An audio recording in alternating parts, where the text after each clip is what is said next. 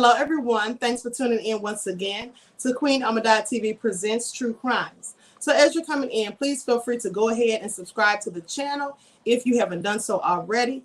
Be sure to click the notification bell and click the word all so that you're notified each time the Queen Goddess goes live on this channel, okay? Now listen to this foolishness, people. Listen to this ghastly story. Hold on. Let me get my receipts up.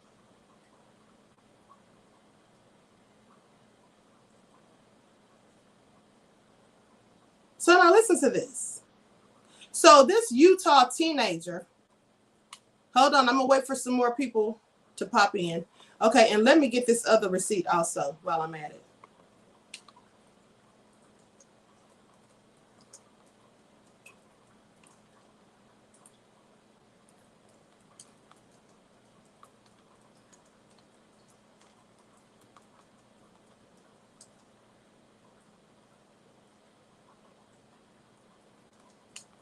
Okay, here we go.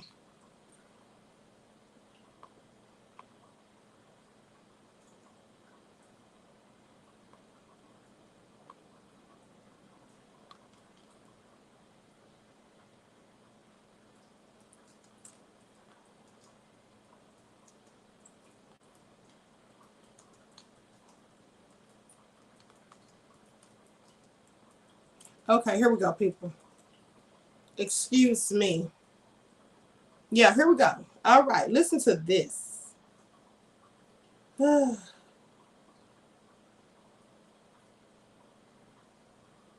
So, I'm trying to see which one of these I'm going to go with first. Okay, here we go. Listen to this foolishness, people. A Utah teen accused of helping a friend hang herself and called it awesome. I'm sorry, what kind of devil is this that we're talking about?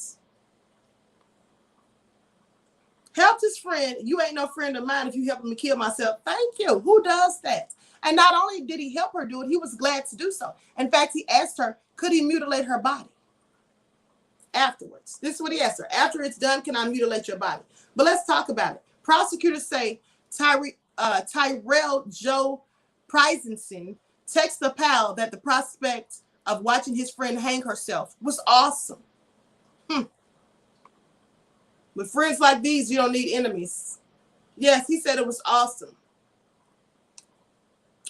Now, that was the word that Tyerell, a Utah teenager charged with first-degree murder, allegedly used to describe the prospect of helping his 16-year-old friend, Chandra Brown, hang herself from a rope tied to a tree, according to court records. Do we really think that this young woman killed herself? I'm just curious. How do we know he didn't just kill her and then just make this whole thing up? Because it sounds so crazy and far-fetched.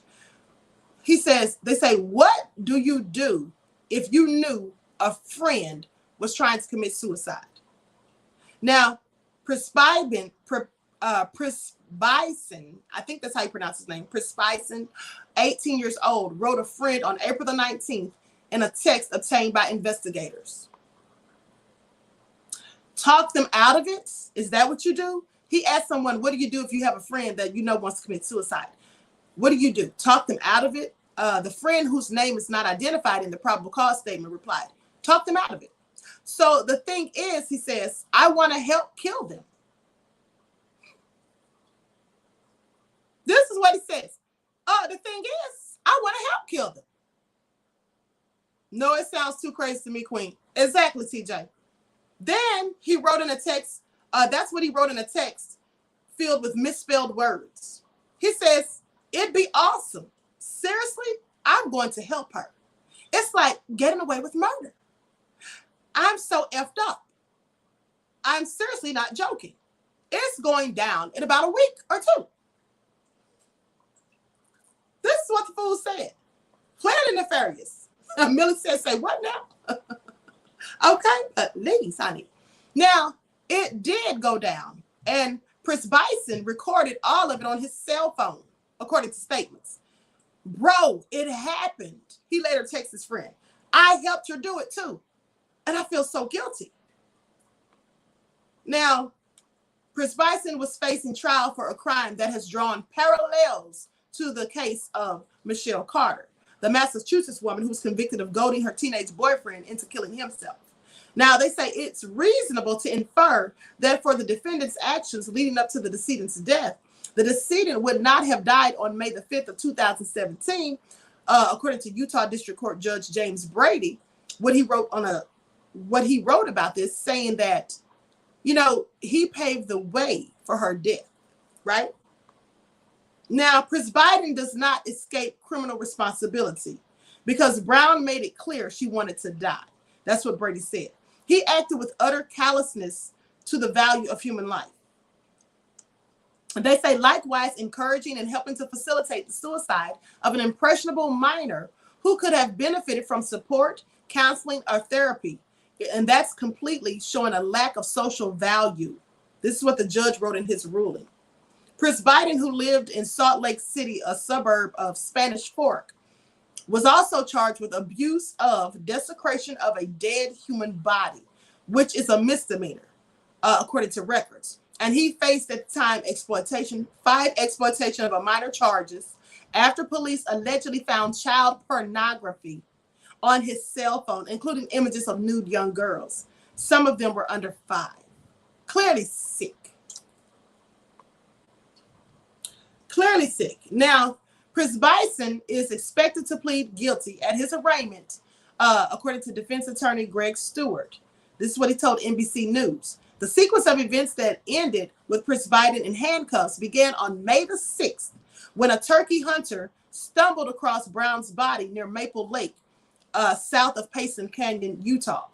Much of the evidence the prosecutors would use to charge Przybycien, according to court records, was found in 2 plastic grocery bags nearby, including a handwritten suicide note from Brown with instructions to watch the video on the cell phone that was in one of the bags. Now, also found was a receipt from the rope that had Przybycien's name on it and an industrial strength can of air duster, a product used for cleaning computer keyboards that some teenagers use also to get high. In no time, police located Przybycien, who was still in the area when they arrived, and who readily admitted that he was with Brown when she died, according to records. Under questioning, he said Brown confided in him that she had been wanting to die. Now, he admitted buying the air duster and the rope.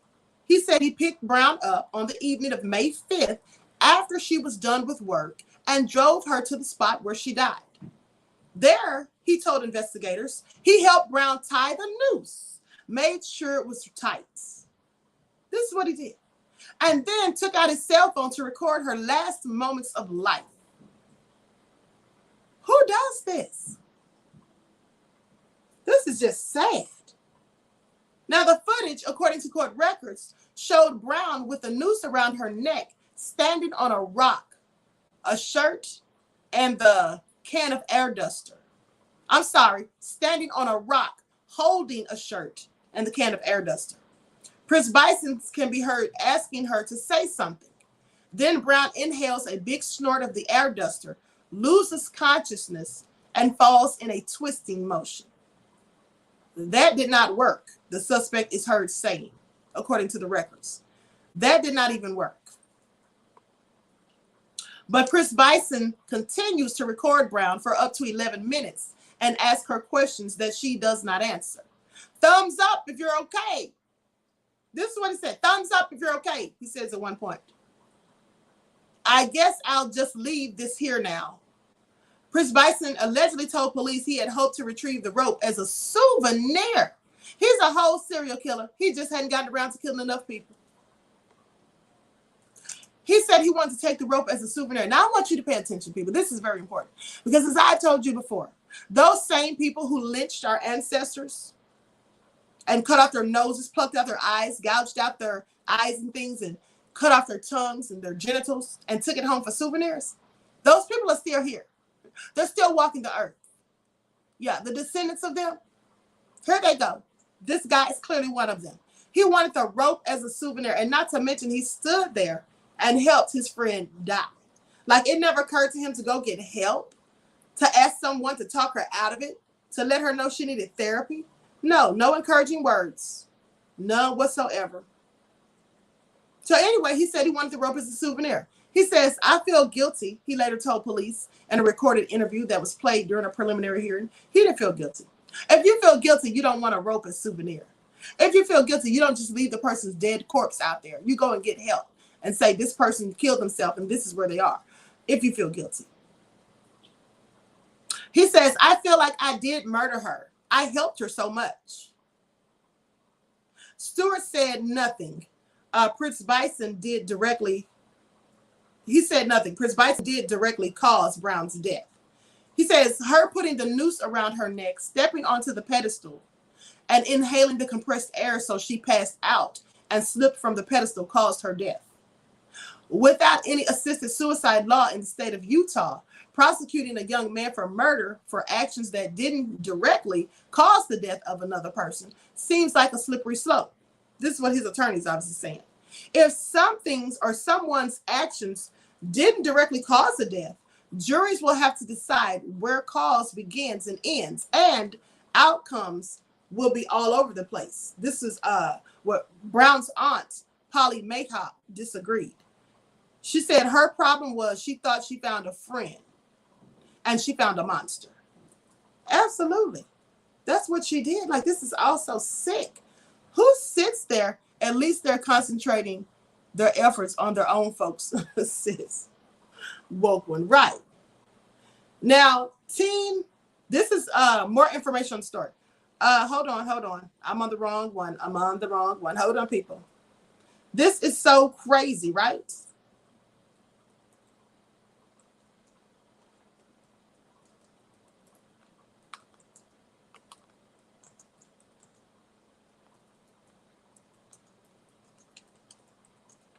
Now, okay. So let's see how much time this fool got. And her mother, the victim's mother, said there will never be true justice.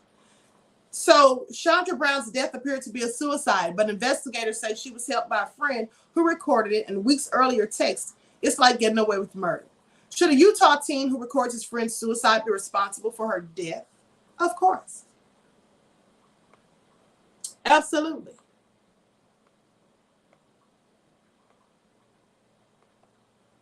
So, hold on. I'm trying to find the sentence. I think he only got sentenced to like 5 years. They say when the body of 16-year-old Chandra Brown was found deep in the woods of Payson Canyon in Utah in 2017, authorities thought the scene initially looked like a clear-cut case of suicide. It was anything but. There were clues that something wasn't right. Nearby police found a note. It says, "My name is Chandra Brown, and I hated my life." Utah County Sheriff's Detective QueenAShakur tells CBS News correspondent David Begnaud. Watch the video. It's on my phone. Now, Brown's phone, also found nearby, contained a 10-minute note or a 10-minute video of her suicide that was recorded by someone she knew. They also found 2 grocery bags, one of which had a receipt for a rope purchased with a debit card belonging to Tyerell Przybycien. As police continued searching the area where Brown was found, well, Przybycien walked up, introduced himself, and he goes, "I think you want to talk to me. I need to tell you the whole story." This is what he says. So he just starts telling the police what happened, and basically about the text that said it's like getting away with murder. In his mind, they say, I don't think that he was committing murder. He was helping her to do what she wanted to do. This is what his attorney says. This goes beyond making bad mistakes, says the prosecutor. This was criminal behavior. There's no doubt in my mind that Chandra does not die on March the 5th, 2017, if she had never met Tyerell. Exactly. Because anyone else that she had said those things to, if she even did say those things, because let's not forget, we don't know that she actually said these things. When he was video recording her and he was asking her those questions, remember, she never answered any of them. How do we know he didn't write that fake suicide note? How do we know? How do we know it's even real? I'm just saying. How do we know? Anyway, listen to this part. He says, Can I mutilate your body? This is what teen texted before helping her to die of suicide. Now, when sheriffs found Chandra hanging from a noose, they believed it was a suicide. It was more complicated and disturbing. Now, Brown had another side to her, according to her friend. 16-year-old Jchandra Brown, who lived in Spanish Fork, Utah, about 50 miles from Salt Lake City, was known as Jelly because she loved Jelly Belly candy. Family and friends loved her sweet and bubbly personality, but she had another side to her. However, she was prone to depression. This is what, for those of you who just tuned into the last live that I did on More Than Meets the Third Eye, this is the kind of stuff I'm talking about. People who mask their sorrows, their depression, and all of those things. They mask it with smiles and jokes and laughter, trying to cover up the sadness that is within them, not living their truth. Right?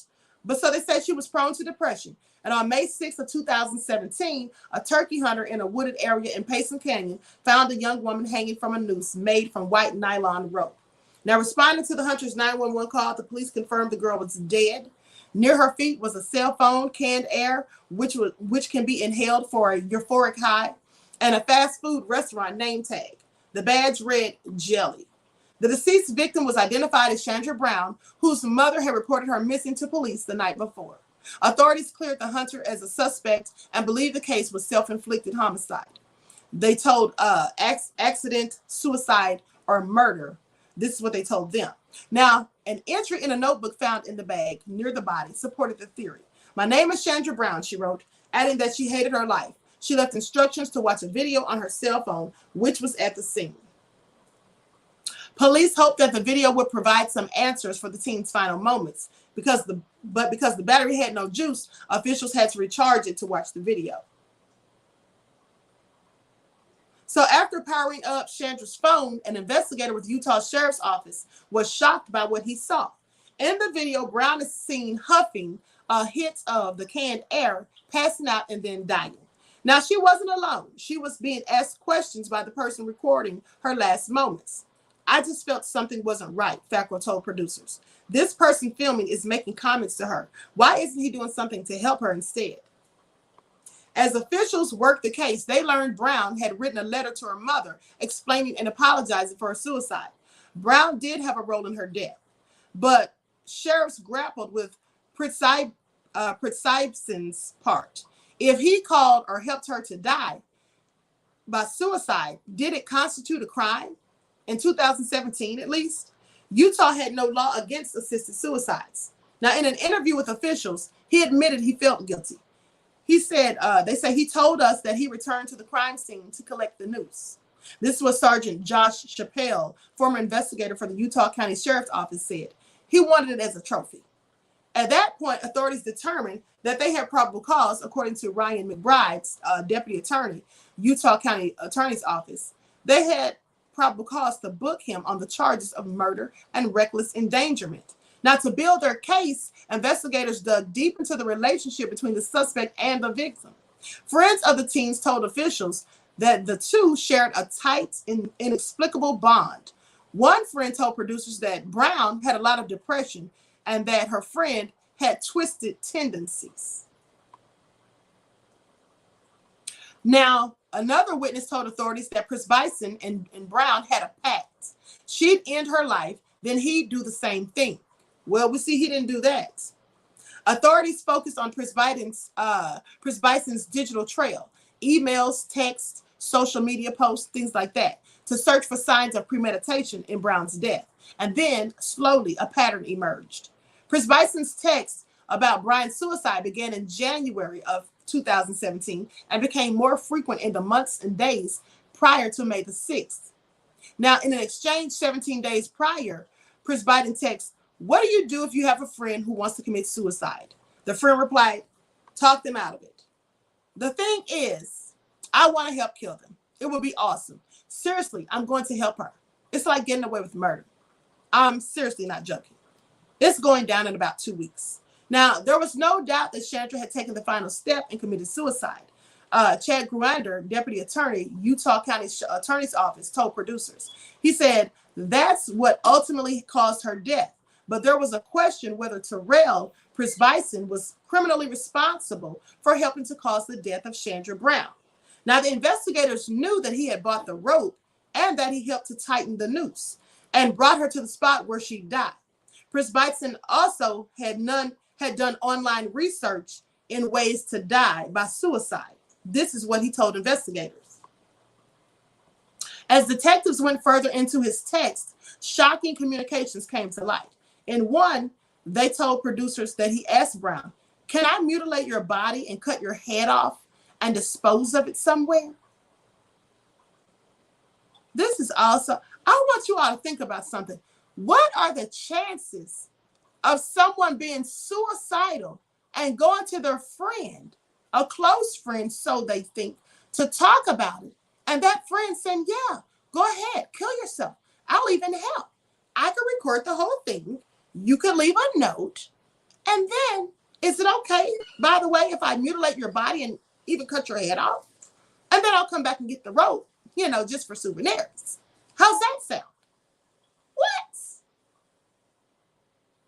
What? Big Zilla said, "What is wrong with this kid?" Exactly. Oh, my goodness.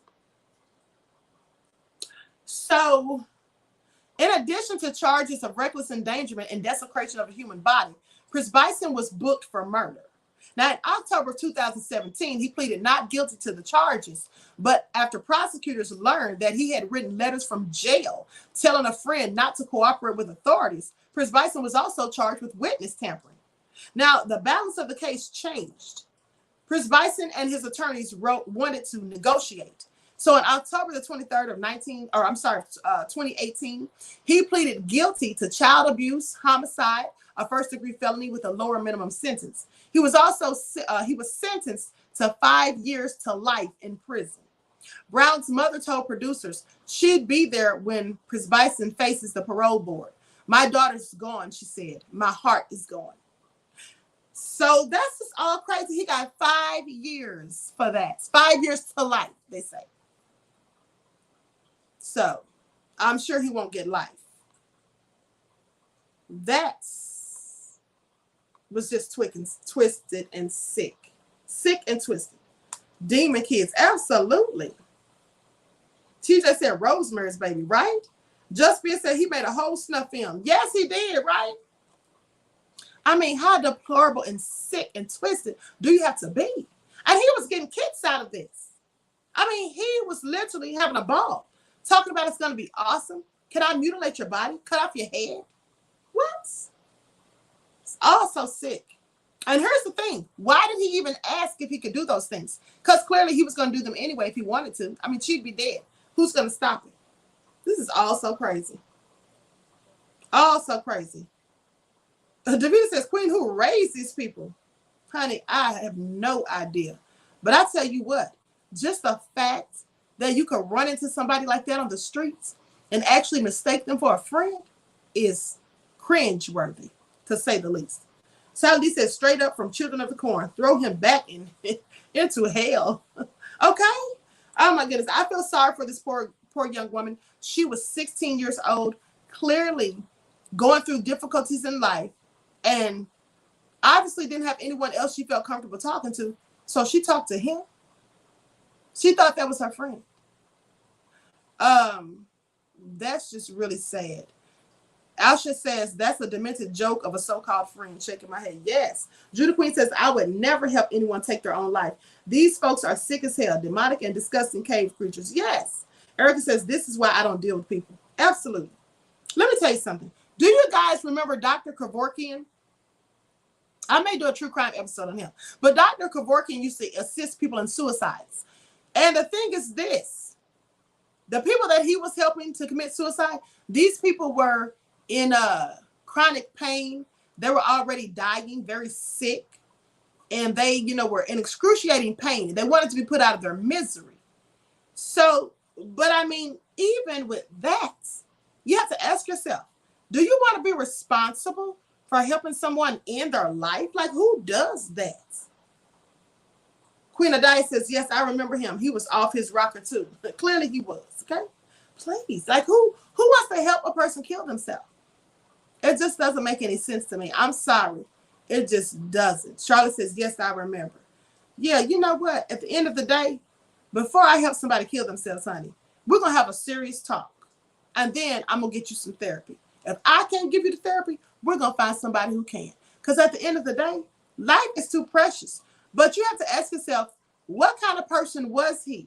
The person who would help someone murder themselves, kill themselves, and then say, can I cut your head off? And then say, it's awesome. Oh, I'm going to help her. It's going to be fun. It's like getting away with murder. What kind of person says that? Somebody put it in the chat, because I've told you about this type of person numerous of times. I told you about this type of person numerous of times. Somebody put it in the chat. What kind of person does this?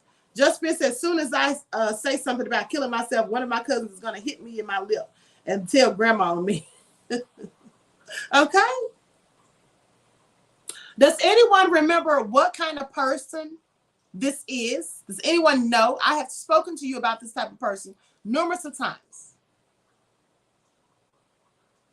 Psychopath. Absolutely, Judah Queen. Thank you. This man or this kid, well, a man, he's a psychopath. He was a teenager at the time, 17. So clearly a kid, teenager. Now he's an adult. Here's the thing. He exhibited psychopathic tendencies at an early age. Now just imagine what type of serial killer he would have become. And how do I know he would have become a serial killer had he not been locked up? I'm glad you asked. Because first of all, he's willing to watch someone die. Now, no normal person ever wants to see anything like that. Not only was he willing to watch it and record it, he was willing to help. And he was going to get euphoric joy and pleasure out of dismembering the victim's body, chopping off their head even. Who does that? These are all the hallmark traits of a serial killer. And he wanted a souvenir. Now, if you know anything about serial killers, this is absolutely what they do. He had no remorse. He said he felt guilty. He didn't. He only said that to the cops to make himself appear more human, more compassionate. He clearly didn't feel guilty. Because if he had felt guilty, he wouldn't have been wanting to dismember her body. And obviously, he did something to her body because they also charged him with desecration, right? Of a corpse. So with that all being said, how do you feel guilty, but you don't go get help for this person? You don't inform anyone that they've killed themselves so that they can get a decent burial and their body's not just out there for days or whatever till someone comes along and finds them. You didn't call the family. You didn't tell anyone anything. Her mother had to report her missing, but you felt guilty. He absolutely did not feel guilty. He was perfectly fine with her killing herself. And he likely told her that he was going to kill himself too, just to make it feel like they were making a pact. Because that's what the friend said, that they had a pact, that she would kill herself and then he'd kill himself. Now, the other question is, why didn't a friend who gave this information, why didn't they go tell somebody that the two of them were plotting to kill themselves? Why didn't they go get help? Who are these people? And who is raising them? And from whence do they come? This is all scary. Yes, absolutely. I have their pictures in the thumbnail. I have their pictures in the thumbnail, beloved. Hold on. Let me pull up a photo of them. A matter of fact, let me really quick see if there's a video about it.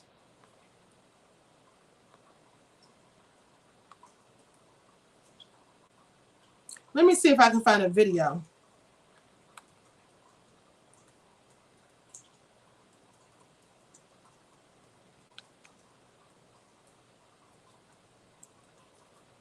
Let's see here. Yes, absolutely overtly wicked. Absolutely. Beyond a shadow of a doubt.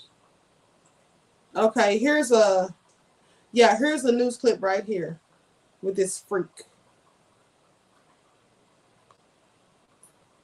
Okay, I'm going to share my screen so you all can see this. Everyone, please get the likes up. Please like and share. Subscribe to the channel if you haven't done so already. Be sure to click the notification bell and click the word all. Thank you in advance. As a compound tragedy, two teenagers with a plot to take their own lives.